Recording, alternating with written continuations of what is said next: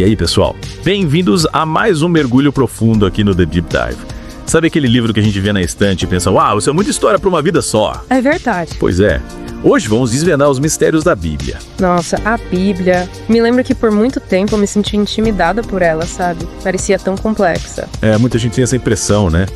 Mas fica tranquilo, você que está ouvindo. A ideia não é transformar ninguém em especialista em teologia, mas sim desvendar a essência da Bíblia. Isso. Mostrar por que ela é considerada um marco na história, né? Afinal, estamos falando de um dos livros mais lidos e influentes de todos os tempos. Traduzido para quase todas as línguas, imagina. É mesmo?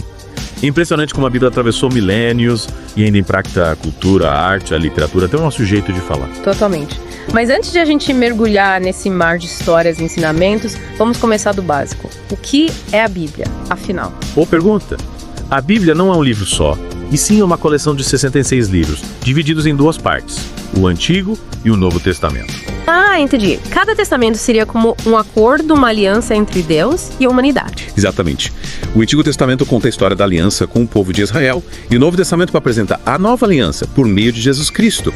E essa nova aliança se estende a todos os que creem. Interessante. Essa conexão entre os testamentos é super importante para os cristãos, né? Sim, com certeza. O Antigo Testamento meio que prepara o caminho para a vinda de Jesus, e o Novo Testamento mostra o cumprimento das promessas de Deus. É como se o Antigo Testamento fosse a semente e o Novo Testamento a árvore que nasce dela. Que legal essa imagem. E já que a gente está falando em crescer e florescer, vamos entender como Deus se comunicou com os autores da Bíblia. A gente sempre ouve falando em inspiração divina, mas o que isso significa na prática? Deus simplesmente ditou as palavras. Ah, se fosse assim tão simples, né? Mas a coisa é um pouco mais complexa.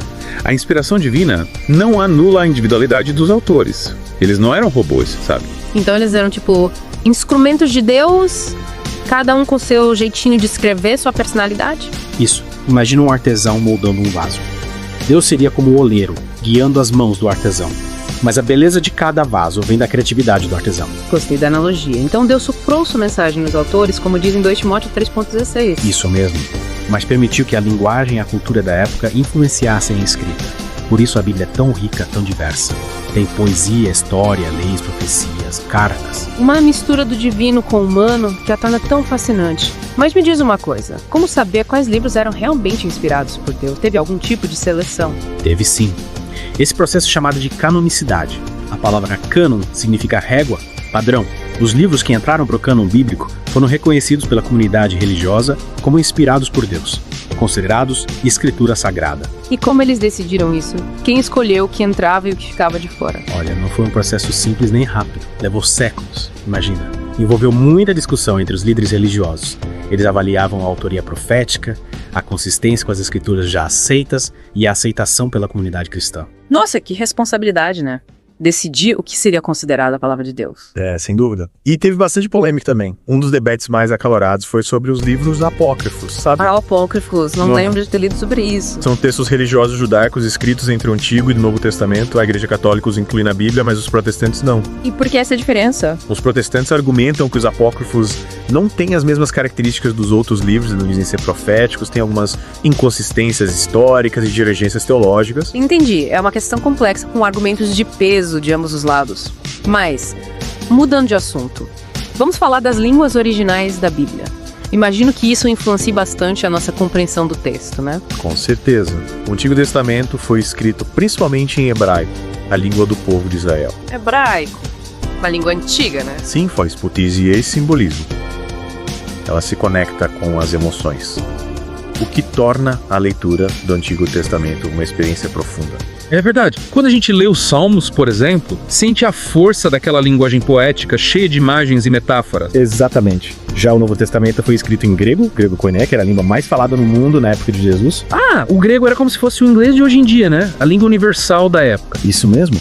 Facilitou a difusão do cristianismo pelo Império Romano. E cada língua tem suas nuances, sua musicalidade, sua forma de expressar ideias, e entender essas características nos ajuda a compreender melhor a mensagem da Bíblia, a beleza do texto original. É fascinante como a Bíblia, mesmo sendo tão antiga, ainda é tão relevante, né? O que será que a torna tão especial? É verdade. Acho que o segredo está na sua mensagem, que fala de temas universais. Amor, justiça, perdão, esperança. Temas que tocam o coração humano em qualquer época ou cultura. E essa mensagem inspirou tanta gente, né? Artistas, escritores, músicos. Verdade. Vamos deixar essa conversa para a próxima parte do nosso mergulho. Combinado. Na próxima parte, a gente explora a influência da Bíblia na cultura, na arte e na sociedade. Até lá! Voltamos para a segunda parte do nosso mergulho na Bíblia. Na primeira parte, a gente desvendou um pouco as origens, a estrutura, a formação do cânon bíblico.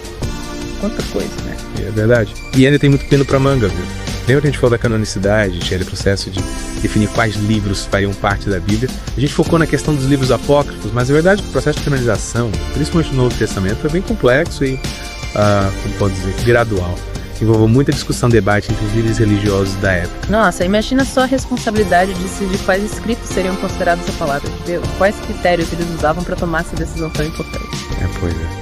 Um dos principais critérios era a autoria apostólica. Os livros precisavam ter sido escritos por um apóstolo de Jesus ou por alguém próximo a ele. Afinal, os apóstolos foram testemunhas oculares de Cristo, né? E receberam a missão de espalhar os seus ensinamentos. Faz sentido. A proximidade com Jesus e a fidelidade à mensagem dele eram essenciais para garantir a autenticidade dos textos. Mas a consistência doutrinária. Como garantir que todos os livros estivessem alinhados com os ensinamentos de Jesus e dos apóstolos? Sim, essa era outra preocupação importante. Os líderes da igreja analisavam cuidadosamente o conteúdo dos livros, buscando identificar possíveis contradições, heresias ou desvios da doutrina cristã. Era como um controle de qualidade para garantir a pureza da mensagem. Uma espécie de filtro, né? Para garantir que tudo fizesse sentido dentro da fé cristã. Exatamente. Era como montar um quebra-cabeça, sabe? Cada peça precisa se encaixar perfeitamente para formar a imagem completa. Perfeito. Mas e aí? Quem tomava a decisão final sobre quais livros entrariam no cânon? Foi um único líder? Um concílio? Ou a comunidade cristã como um todo? Olha, foi um processo bem, digamos, orgânico, que levou séculos para se consolidar. Não teve um decreto único, um momento específico em que o cânon foi fechado, sabe? A decisão foi amadurecendo ao longo do tempo, com base na aceitação e no uso dos livros pelas comunidades cristãs. Interessante. Um processo colaborativo que resultou na formação do cânon que conhecemos hoje. E pensando nos autores do Novo Testamento, como era a vida deles, eles se dedicavam só à escrita. Na verdade, a maioria dos autores do Novo Testamento não eram escritores profissionais. Eles tinham outras ocupações. Pescador, cobrador de impostos, médico. Sério? Que legal. Então eles escreviam nas horas vagas, por amor à mensagem de Cristo. Em certo sentido, sim. Eles escreviam por um profundo desejo de compartilhar a boa nova com o mundo. E faziam isso em meio a perseguições, dificuldades. Nossa, que inspirador. Eles não se deixaram abater pelas adversidades e dedicaram suas vidas a espalhar a mensagem de Cristo. E graças a esse esforço, essa mensagem atravessou séculos e continua impactando vidas até hoje. Mas me fala uma coisa, como esses textos, escritos em línguas tão antigas, chegaram até nós? Aí entra o trabalho fundamental dos copistas e tradutores.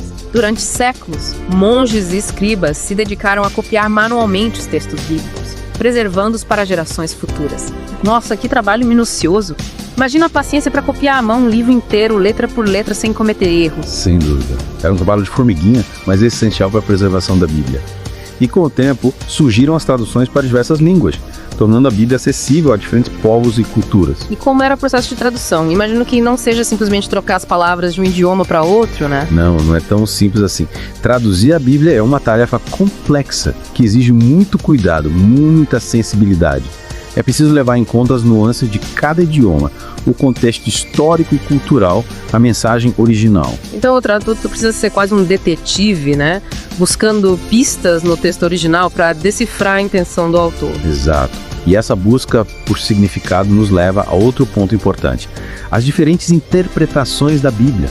Ao longo da história, diversos grupos e estudiosos têm lido e interpretado o texto bíblico de maneiras diferentes. É verdade, a Bíblia pode ser interpretada de diversas formas. Sim.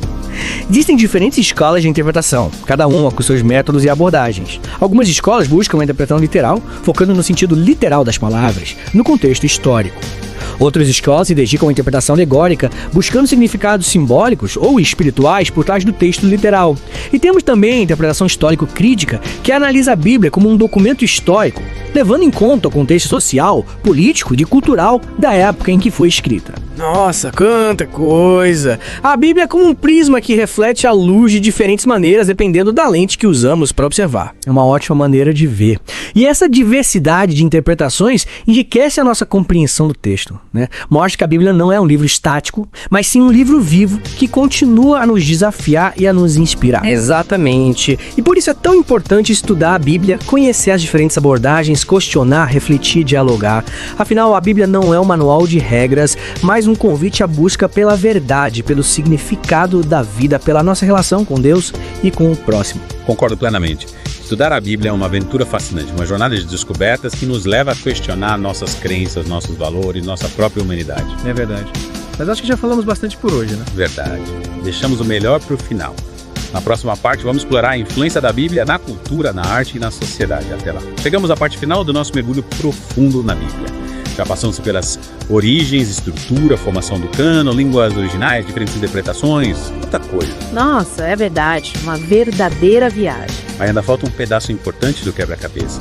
A influência da Bíblia na cultura, na arte, na sociedade. É verdade. É incrível como um livro tão antigo continua moldando o mundo em que vivemos, né? É impressionante mesmo. A gente encontra referências bíblicas em toda parte, né? Literatura, música, pintura, escultura, cinema, teatro. É como se a Bíblia tivesse deixado marcas em tudo, né? Em várias áreas do conhecimento, da vida social. Exatamente. Um rio que irrigou a civilização ocidental, sabe? Uau, que metáfora bonita!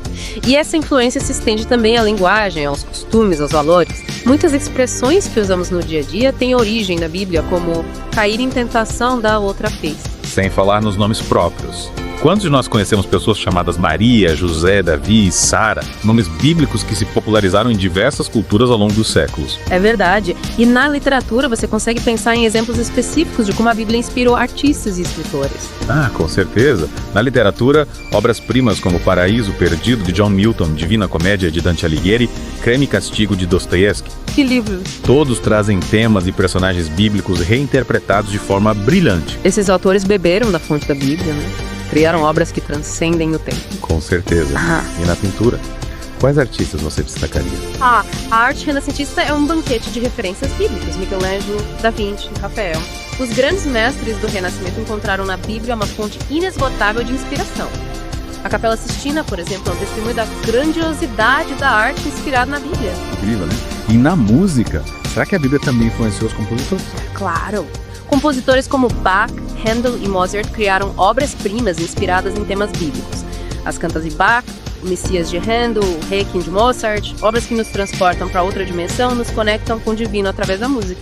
Nossa, que poder! É fascinante como a Bíblia transcendeu o âmbito religioso e se tornou uma referência cultural universal. E essa influência estende também à ética, à política, aos direitos humanos. Exato. A Declaração Universal dos Direitos Humanos, por exemplo, tem suas raízes nos princípios de justiça e dignidade humana defendidos pela Bíblia.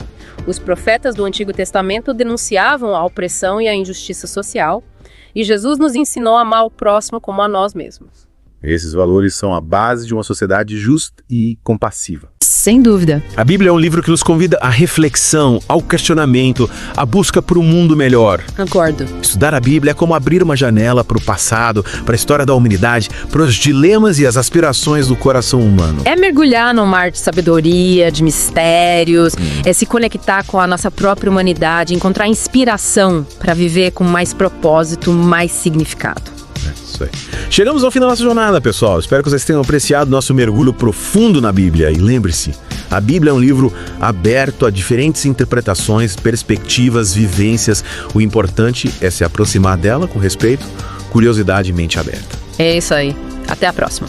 Valeu.